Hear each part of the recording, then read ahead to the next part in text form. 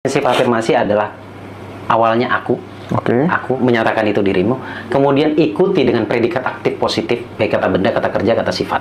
Dan bisa dikarang sendiri sesuai kebutuhan. Contoh, aku misal untuk dirinya, aku mudah mendapatkan kebahagiaan. Karena aku pemenang misalkan. Karena aku diciptakan untuk bahagia.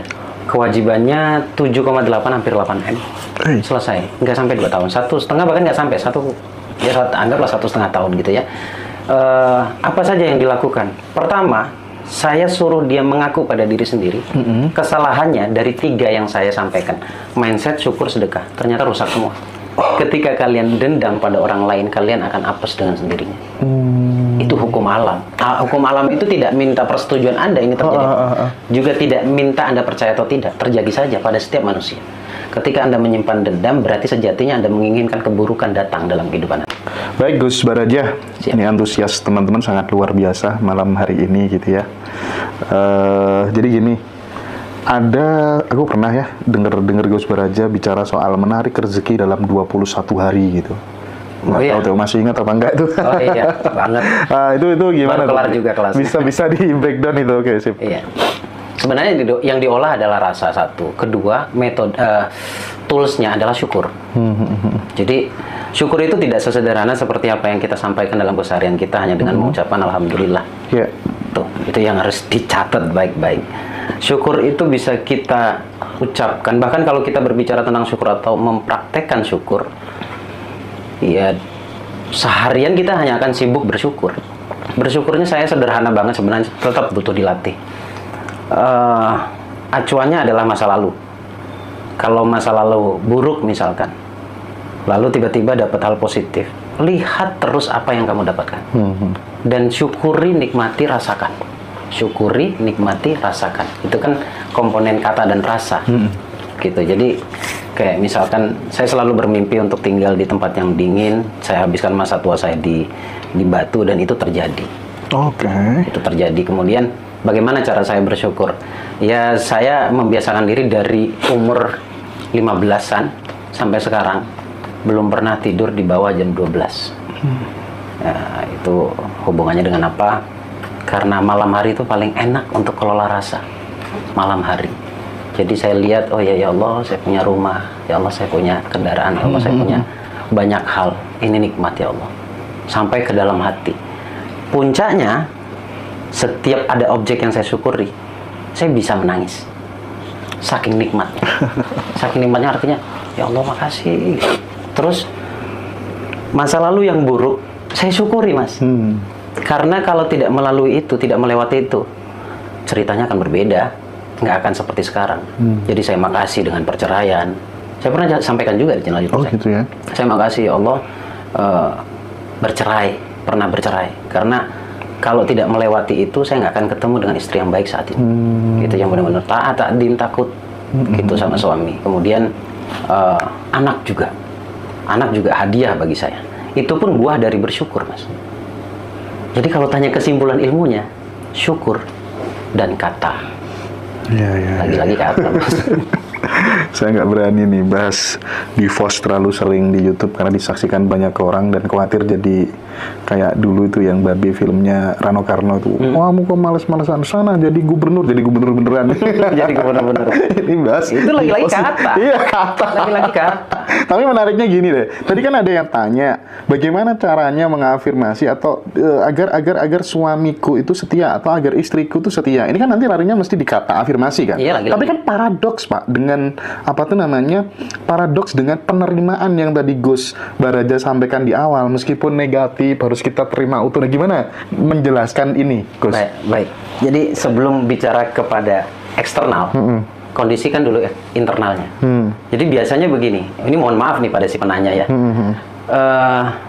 Kalau inginnya setia, Anda juga harus gambarkan kesetiaan itu seperti apa. Itu dulu. Kemudian cek dulu ke dalam dirimu. Anda punya ketakutan tidak setia itu karena sebab apa? Apakah karena sebab dulu pernah mengalami satu hal yang jauh dari kata setia? Nah, itu dulu harus beres. Jadi jangan jadikan objek yang sekarang atau suami sekarang bentuk realisasi dari ketakutanmu di masa lalu. Ini berbahaya. Karena yang tadinya suami baik-baik saja karena disuuzoni, ditakuti dan sebagainya, kita ngirim energi itu ke dia. Oh, justru malah terjadi. Terjadi, Mas. Gitu. Ingat ya, rasa takut itu powerful banget. Dan rasa percaya diri itu juga powerful banget. Anda berada di mana? Iya. Berada di rasa takut kah atau di rasa percaya diri? Itu aja. Tapi kalau afirmasinya tadi yang sempat disampaikan Gus Baraja, ketika pasangan lagi liar-liar gitu, apa tadi Gus? Gimana tadi? Sambil diusap. Jadi kayak gini. Jadi bentuk 5 yes set. Gitu. Jadi 5 barengi kata ya. Jadi mungkin dibelai atau ditepuk-tepuk dadanya. Ya sambil dipeluk, namanya suami istri kan boleh. Gitu dipeluk, sampaikan, Papa yang setia ya. Tapi usahakan dia kondisinya udah sayut-sayut akan tidur. Kalau gelombang otaknya mungkin sudah diteta itu sih. Jadi dia udah nggak berdaya. Injek sugesti-sugesti yang positif. Ya kata-katanya tinggal diatur sendiri. Inginnya apa? Semangat kerja kah? Setia kah? Penyayang? Sayang sama keluarga? Tinggal diciptakan sendiri. Papa yang setia ya. Papa yang baik sama istri, sama anaknya. Terus dikirim begitu. Terus tiap hari. Dan balik lagi. Sesuatu yang diulang-ulang lebih cepat terwujudnya. Kalau seminggu sekali ya... Iya sih, ada beberapa sih orang yang tidak percaya dengan afirmasi, tapi kenyataan yang saya lihat, bahkan yang saya alami sendiri, memang ya afirmasi itu powerful banget bagi saya secara pribadi loh ya. Ini ada yang bilang, ada yang tanya, contoh afirmasi positif, saya seorang kuli bangunan supaya bisa punya kehidupan yang sukses gitu. Jadi kembali ke masalah saya tadi Gus, di tahun 2019 mungkin ya, saya mulai itu. Uang itu seperti udara, ya ada di mana-mana gitu. Terus meskipun lagi nggak ada uang, tapi saya yakin itu pasti akan terjadi dalam hidup saya. Dan sekarang saya di setiap tanggal itu ada 9 tanggal yang saya itu gajian gitu. Jadi rata-rata kan orang gajian kan mesti tanggal 1, tanggal 27 aja gitu. Saya sekarang udah bisa mendapatkan gaji dari 9 tanggal selama 1 bulan gitu. Dan harapannya nanti ya selama 30 hari itu gajian terus setiap hari. Oh, dapat dari ini, dapat dari ini, dapat dari ini gitu. Nah, itu gimana tuh afirmasinya kalau menurut Gus Baraja? Kuli bangunan, Gus. Iya, kuli bangunan ya. Percaya Mas, kapasitas orang itu semuanya sama di mata Allah. Gitu ya, sama semuanya di mata Allah. Hanya saja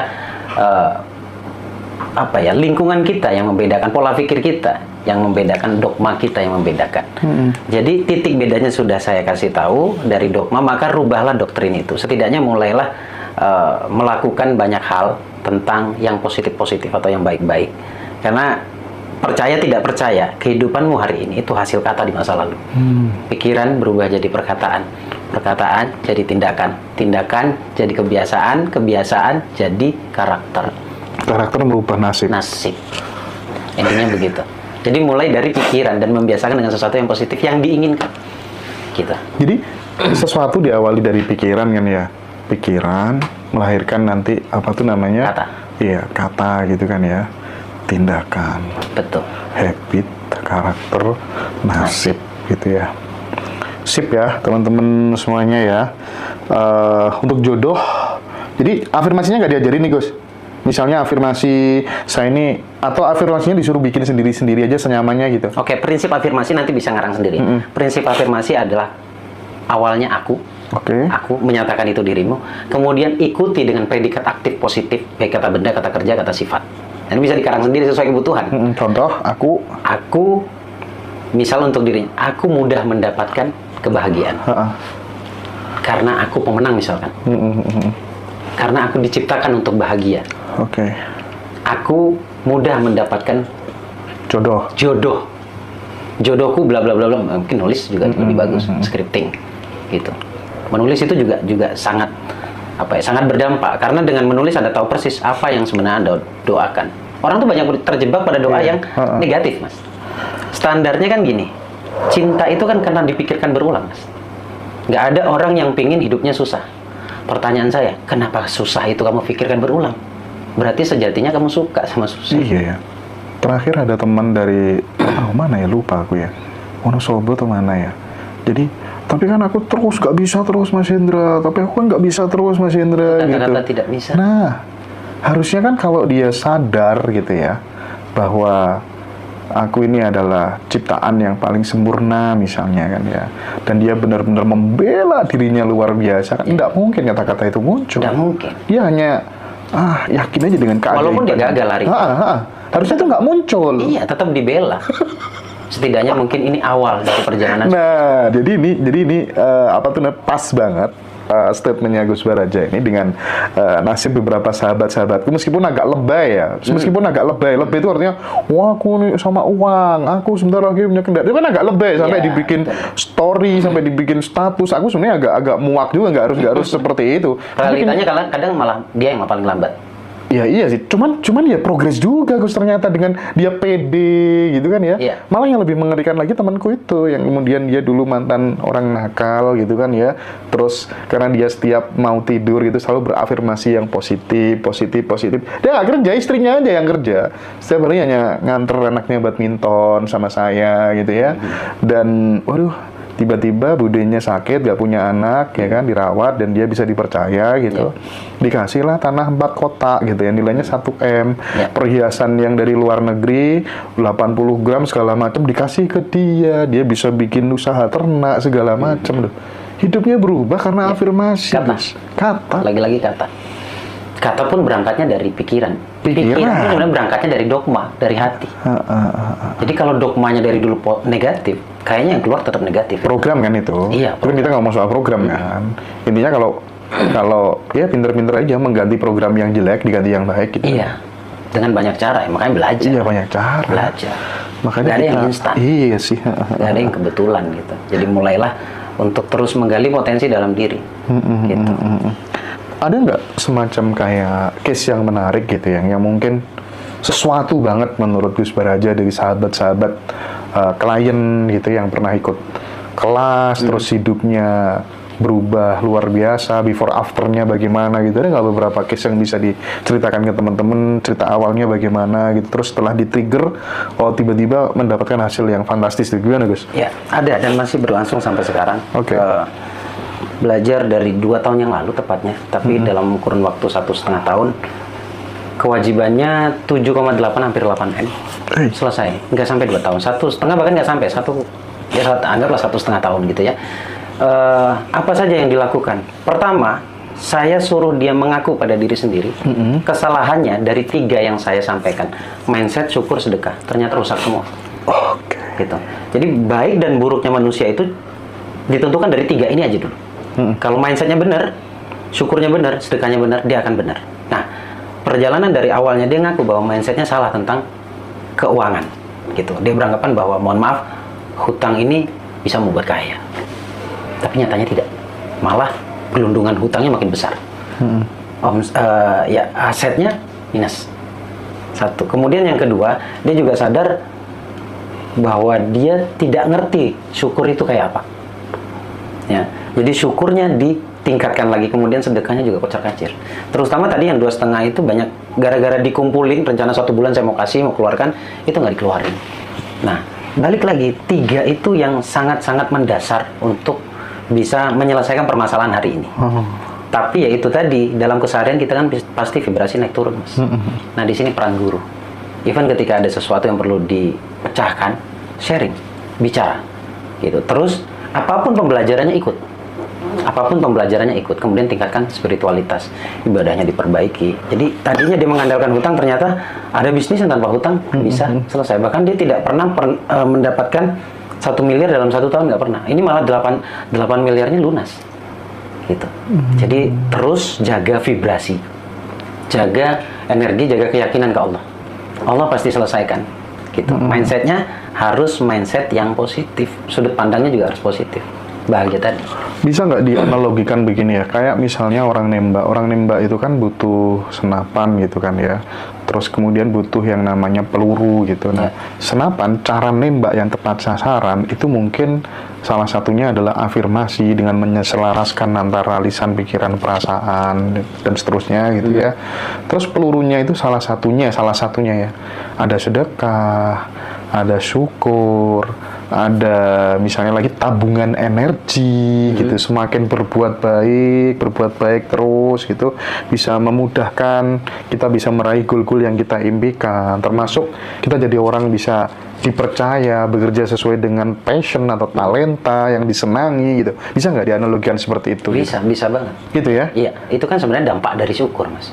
Orang kalau bersyukur itu semua hal-hal yang positif itu dikerjakan. Kayak contoh memaafkan diri sendiri. Oke. Karena biasanya orang gagal dalam berbisnis ini, kegagalan itu akan dibawa ke masa depan. Nah itu ketika masuk ke pembelajaran saya rem Mas. Biarkan, karena itu bukan bagianmu. Sesuatu yang sudah pergi darimu itu berarti bukan milikmu. Termasuk ada orang yang punya hutang ke kita, terus mereka nggak bayar bertahun-tahun, nggak apa-apa, itu milik mereka pada dasarnya lewat tangan kita. Nah, pemaafan itu yang sangat penting. Yang paling krusial itu luka batin. Kalau luka batinnya beres, dia tahu dia akan kemana dan dia tahu dia harus bagaimana. Gitu. Hambatan kita cuma luka batin. Akar yang paling parah itu luka batin ya? Iya. Karena eksperimen beberapa kali sudah ratusan kali, Mas.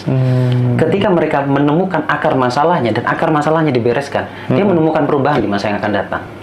Bahwa sadarnya tahu persis apa yang harus dilakukan. Sebelum kita bicara soal luka batin ya, dan sepak terjang Gus Baraja dalam kelas misalnya ya. Nah, artinya bahwa tabungan energi itu memang benar-benar sangat berpengaruh terhadap goal-goal yang ingin kita capai, begitu ya? Sangat. Energi itu sangat berpengaruh. Nah, energi ini kan bisa kita dapat dari berbagai macam cara ya, termasuk tadi kata, pikiran, nolong orang pasti dong. Sholat, meditasi, wirid, ya kan? Termasuk bersyukur tadi. Iya, dia belajar gitu ya, masuk ke kelas manapun. Itu sebenarnya dia sedang berinvestasi untuk dirinya sendiri. Dia bersedekah untuk dirinya sendiri.